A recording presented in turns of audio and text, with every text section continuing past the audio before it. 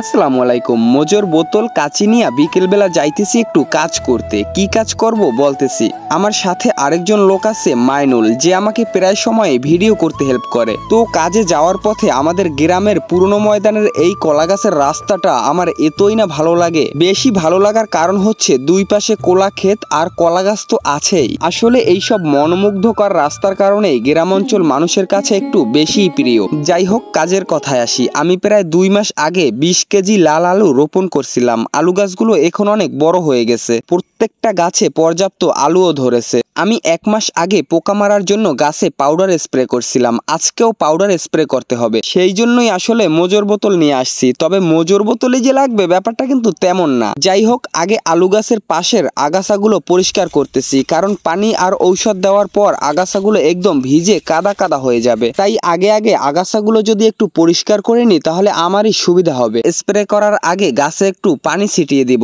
ধান ক্ষেতের পাশেই বোলাকের পর্যাপ্ত পানি আছে। এই পানিগুলো সবই খালের পানি। ধান ক্ষেতের জন্য মেশিনের সাহায্যে মাঠে উঠানো হয়। গ্রামের মানুষেরা আসলে এই বিষয়ে একটু বেশি পরিচিত। মাইনুলও কিন্তু আমাকে কাজে অনেক হেল্প করতেছে। ওর নাকি বিকেল বেলায় এইসব কাজ করতে ভালোই লাগে। যাই হোক, অবশেষে কিন্তু আমাদের গাছে পানি দেওয়া একদমই শেষ। এখন এই ঔষধটা পানির সাথে ভালোভাবে মিক্স করব। মিক্স করাও কিন্তু প্রায় শেষ।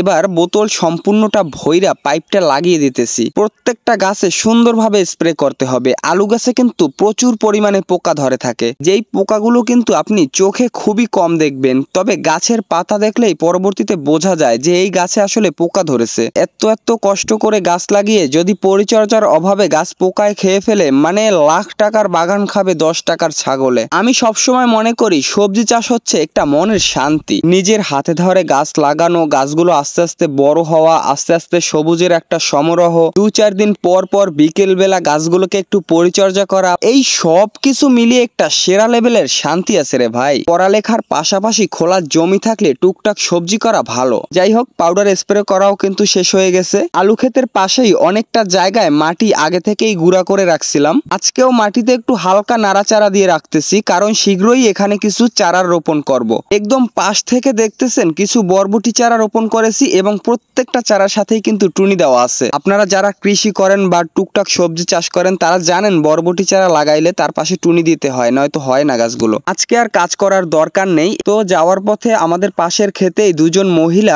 কলই শাক তুলতেছিল। তাদের ক্ষেতে একটা বড় ষাঁড় গরুতে কলই শাকগুলো পাড়াইতেছে আর খেয়ে ফেলতেছে এবং তারা একটু আতঙ্কে ভয়ও পাইতেছে। তো তারা আমাদের কাছে বলাতে আমরা তাদের একটু হেল্প করার চেষ্টা করতেছি। তো হাত দিয়ে ষাঁড় গরুটাকে রাস্তায় উঠানোর জন্য ইশারা দিতেছি, কিন্তু সে বুঝতেছিল না। সে আরো উল্টো আমাদের দিকে রাগান্বিত চোখে তাকাচ্ছিল। আর এদিকে মাইনুল মনে হচ্ছে তার সাথে হ্যান্ডশেক করতে চাচ্ছে। তো আমাদের বোঝা হয়ে গেছে হাত দিয়ে কাজ হবে না। তারপর মাইনুলকে একটা লাঠি আনতে বললাম। তো লাঠি দিয়ে আস্তে আস্তে পুকুরের পাশ দিয়ে রাস্তার দিকে পাঠিয়ে দিলাম। কথা বলতে বলতে ভিডিওর একদম শেষ পর্যায়ে চলে এসেছি। গ্রামের প্রাকৃতিক ভিউয়ের কম্বিনেশনে এরকমই আরো টুকটাক ব্লগ ভিডিও দেখতে চাইলে কমেন্ট বক্সে অবশ্যই জানাবেন। পরবর্তী আমার ভিডিওটি যাতে সবার আগে আপনি দেখতে পারেন, এজন্য হেল্পফুল জুবাইরের সাথেই থাকবেন। ধন্যবাদ। আসসালামু আলাইকুম।